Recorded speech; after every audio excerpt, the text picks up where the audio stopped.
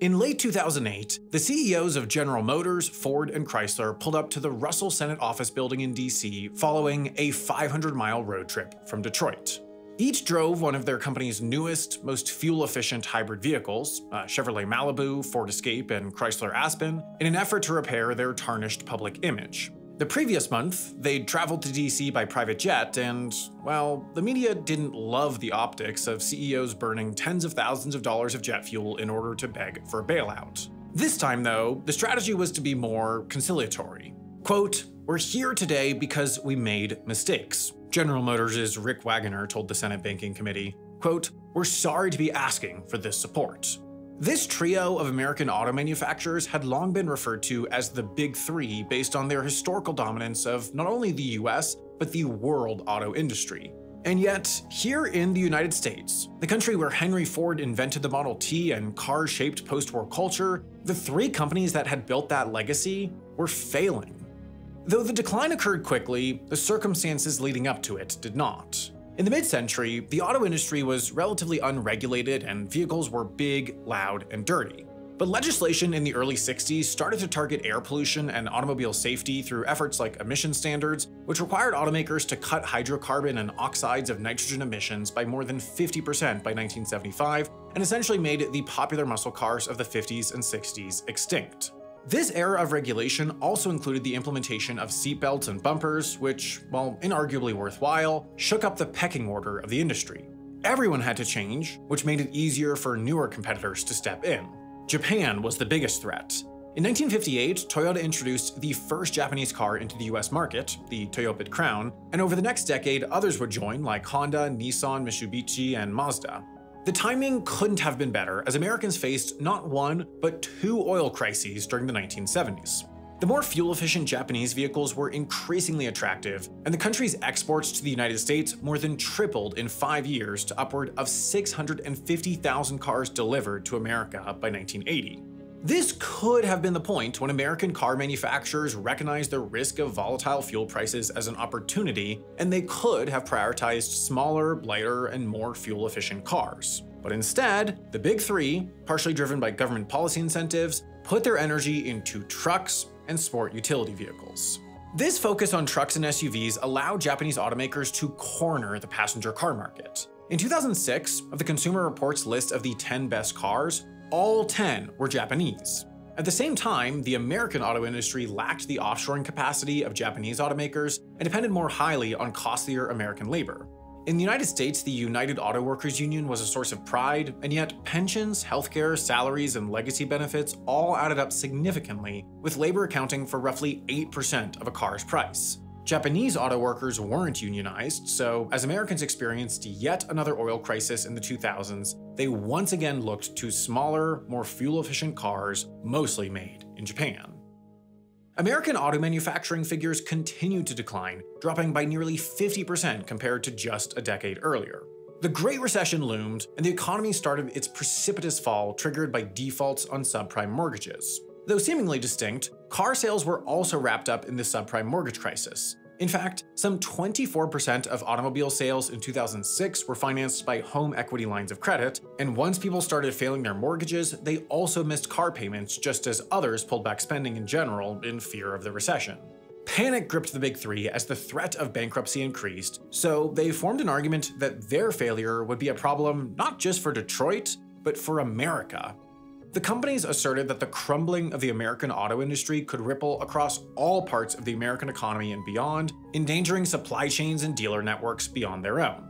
They testified in front of Congress saying as much and requesting billions after disclosing they'd burnt through $18 billion in lines of credit. Senators were skeptical.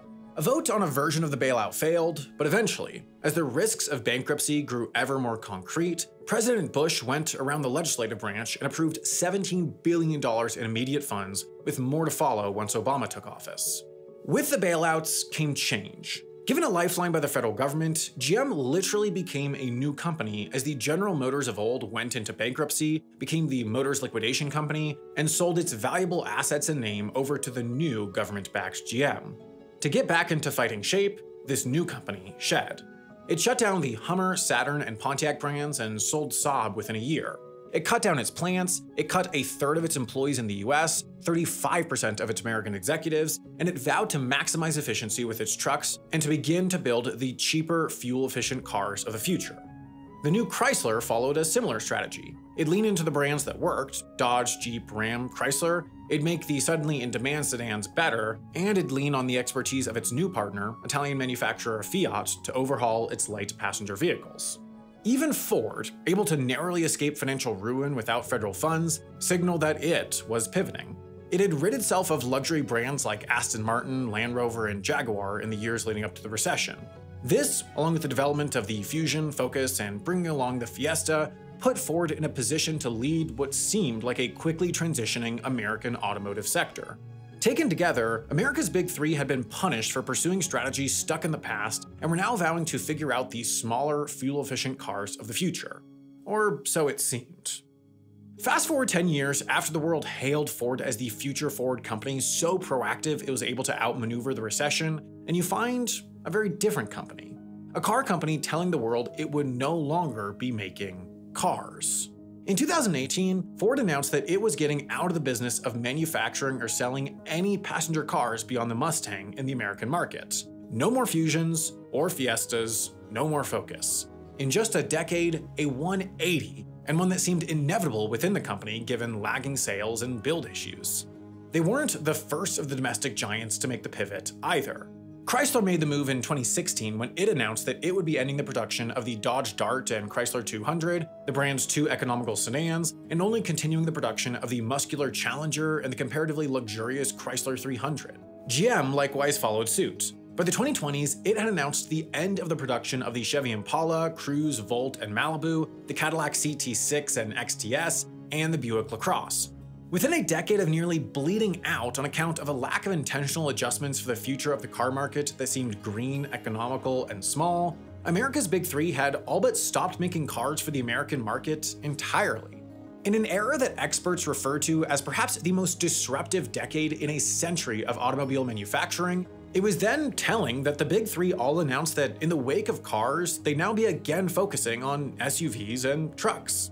Now, on the surface, such a move makes sense, as the demand for SUVs and light trucks in the US has appeared insatiable since the Great Recession.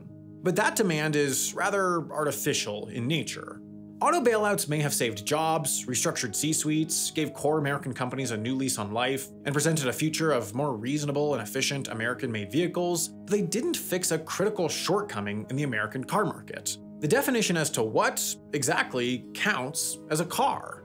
This is a graph of the share of total light vehicle sales between passenger cars and light trucks. Nearing 80% in recent years, the share of light trucks in the US has hit a truly absurd number. But this number becomes easier to fathom once one considers what is actually labeled a truck. This, for example, by definition, is a truck, as is this and this. And that's thanks to legislation dating back to the 1970s. With the energy crisis of the 70s came a push to mandate better fuel efficiency. With that mandate came the Corporate Average Fuel Economy Standards, which allowed the National Highway Traffic Safety Administration to set fuel efficiency mile-per-gallon standards on passenger cars. In doing so, there needed to be a definition as to what was a passenger car and what was not. So came this definition for a light truck: 6,000 pounds or less, designed to transport property or people, or generally designed to work off-road. These qualities, especially the latter, are all pretty nebulous in nature. Aside from weight, they simply don't exist in black and white. But the ability to match these qualifiers comes with an advantage: a lower required miles per gallon. These lagging fuel efficiency requirements are the bedrock of what's referred to as the SUV loophole. But building on that, another component of this loophole has to do with the 1964 chicken tax, legislation that puts a retaliatory tariff of 25% on trucks manufactured abroad. Another legal particularity that has made trucks, and therefore SUVs, a safe bet for domestic automotive manufacturers. Now, over the years, foreign automotives have adapted. Toyota makes trucks here, Honda makes its SUVs here, and Hyundai here, but the chicken tax presents further justification for domestic manufacturers to build SUVs, as their competition is hamstrung by the fact that they too have to employ American workers to build SUVs that effectively count as trucks in the US. While not a loophole, a final justification as to why the big three have turned their businesses back to trucks and increasingly only trucks is the fact that the profit margins are just better. There isn't much of a difference from sedans in terms of labor requirements. While they're bigger, the additional material is negligible. But because they're so advantaged through the SUV loophole, domestic manufacturers have spent decades marketing high-yielding SUVs and trucks as safer, more reliable, more capable, and just plain necessary for every and all Americans, urban or rural, blue or white collar. While big three executives will mention high demand for light trucks as the reason they've given up on cars, their strategy and marketing created that very demand. With this focus, the big three ceded market share and today only comprise 40% of the US industries, a far cry from their glory days. But part of their disinterest in competing in the car market has to do with the fact that they're no longer very good at it. Consumers just don't trust US automakers. In 2024, Chrysler, Ford, and GM initiated the first, second, and fourth most recalls amongst car brands in the US, respectively. In 2025, no Detroit brand cracked the top 10 in Consumer Reports auto reliability rankings, and only one time has a big three brand, Buick, cracked the top 11 in the last 3 years. Beyond rankings and recall statistics, there's been some reputational black eyes along the way too. While far smaller in scale, Chrysler, like Volkswagen, found itself embroiled in an emissions testing scandal in the 2010s. Certain Jeeps and Ram trucks built from 2014 and 2016 were found to be violating emission standards even though they had passed lab tests before hitting the market. This resulted in over $1 billion in settlements and fees for Fiat Chrysler, and eventually a guilty plea to a criminal conspiracy to cheat emission testing. In 2025, GM ordered a recall of some 600,000 vehicles powered by the L87 engine. The general consensus was that it was a long time coming. In fact, far too long. For 6 years, consumers have been registering complaints about the massive 6.2-liter V8 that powers Suburbans, Tahoes, Silverados, Escalades, Sierras, Yukons, and any other big GM vehicle completely and catastrophically failing within 100,000 miles of ownership. GM looked into it internally in 2022, 23, and 24, but nothing came of those investigations. Not until the NHTSA got involved did it come to light that certain crankshaft, connecting rod, and engine bearing malfunctions were common across some 28,000 registered complaints. And more troubling, some 12 crashes and injuries along with 42 fires were potentially associated with these engine problems. Across the board, the big three just don't make very dependable or trustworthy vehicles anymore. And increasingly, it doesn't seem like they aim to. Take Chrysler, which merged with PSA and became a part of the new Dutch automotive group Stellantis in 2021. By 2023, after some bold restructuring on the American side in brands like Jeep and Dodge, Stellantis produced a record year, turning a $20 billion profit, paying out $7.5 billion to its shareholders, and compensating its CEO with $40 million for the year. The massive year has come with cost, though. What set the stage for 2023 was a combination of price increases across its American fleet of Dodges and Jeeps, in concert with a series of factory layoffs and the closure of an entire assembly facility. The real cost of the short-term boost became apparent quickly, with factory workers going on strike, the Jeep and Dodge brands taking reputational hits as signs of corner cutting and cheap assembly became more apparent, and their new cars sitting on the lots waiting to sell for days longer and longer on average. But the strategy isn't changing. After a bumpy 2024, Stellantis went into 2025 with another round of layoffs, and while they've paused stock buyback programs, shareholders did vote to maintain shareholder dividend payouts. For some then, Stellantis is working. It's making them money. But for someone who happens to own a Stellantis car or work in a Stellantis factory, the situation feels different. And therein lies the problem.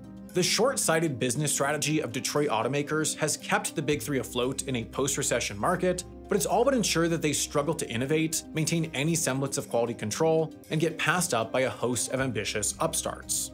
There are, of course, American car companies succeeding.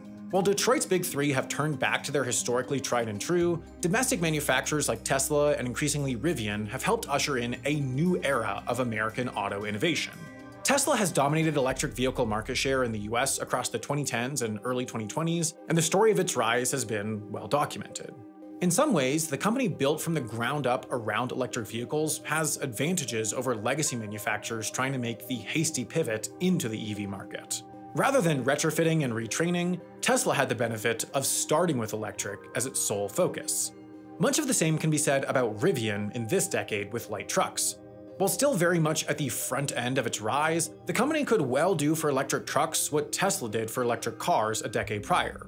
Unlike the legacy manufacturers trying to keep up in the EV space, neither Tesla nor Rivian had to retrofit assembly plants or business models, or deal with labor unions to accommodate what increasingly feels like the future of automotives.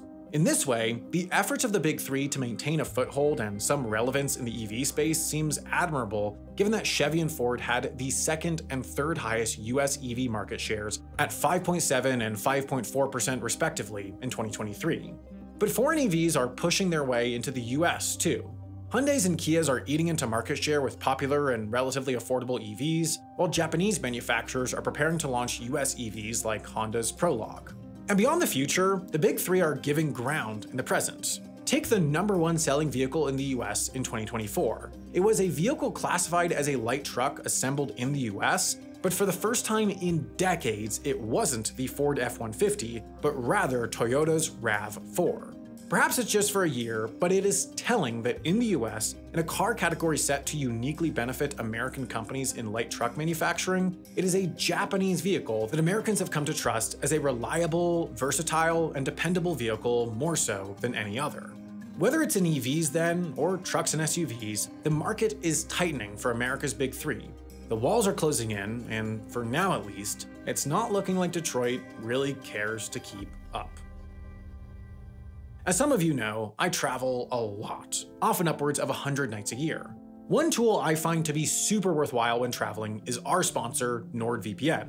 There's not really one single use that makes NordVPN useful for travel, rather it's a combination of things. Sometimes I'm in Europe where American websites I rely on get blocked due to GDPR regulation noncompliance, and so using NordVPN to route my internet traffic through the US is crucial. Sometimes I'm in a place like the UAE or China where certain sites are outright banned. Sometimes I'm on public Wi-Fi and need to log into my bank account but don't want to risk security issues due to the vulnerabilities of a shared Wi-Fi network. Sometimes, or to be honest, pretty often, I want to get access to a movie that's available on some other country's version of Netflix, but not the one that I'm in. On average, I fire up NordVPN multiple times per day as I just constantly find reasons to use it, and I'm pretty confident Nord is the best VPN as I've tried plenty. Their speeds are so fast that I don't even notice the VPN is on, and they have so many different server locations, which both allows me to route my traffic through the country I want and gives me plenty of options if a site is attempting to block VPNs. I'd really recommend you give them a try, and you can do so risk-free with a 30-day money-back guarantee when you go to nordvpn.com/Wendover. That link will also get you an exclusive deal with 4 months extra, so go sign up at nordvpn.com/Wendover today.